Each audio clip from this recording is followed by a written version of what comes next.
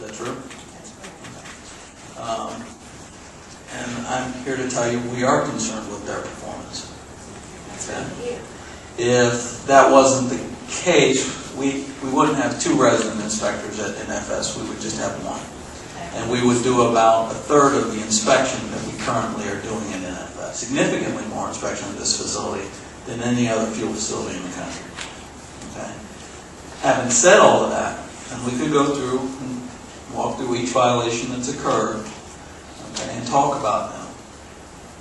But our assessment of their performance, while we're concerned, is that they still operate this facility in a way that doesn't adversely impact public health and safety. I'm here to tell you that we care about your health, the environment in this vicinity around Irwin, okay, and notwithstanding the issues that we can talk about, that I'm going to freely admit we're concerned about and have been over the years because we've publicly articulated them, that notwithstanding those issues, there's a difference between having some concerns about their performance and dealing with those performance problems and saying that their performance is such that they're putting public health and safety unacceptably in jeopardy.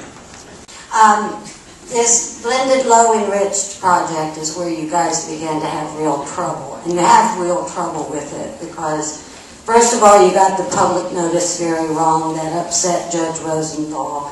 Then you came in with a segmented permit, 3 parts. That is illegal to this day. We couldn't afford to take it above your commission, or to a lawyer. We can't afford it. You've got beryllium backed up 26 feet down, which probably puts it during the NFS years. That's the Nolichucky Dam in Greenville, Tennessee. TVA is aware of it. Can license a facility or renew a license for 40 years. One of the critical points of that is, what's the safety performance and what's the risk of this facility to either determine to grant it or something less than that or not. And those are things that have to be factored not directly into the environmental assessment or review, but into what Kevin mentioned, into the kind of the safety review.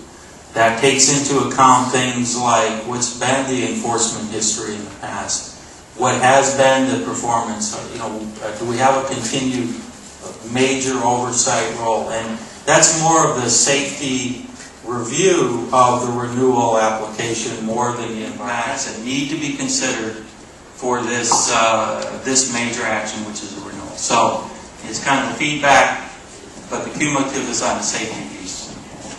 So that concern that Linda expressed would be an appropriate comment on the draft environmental assessment. Actually, Charlie Payne's going to answer that, right?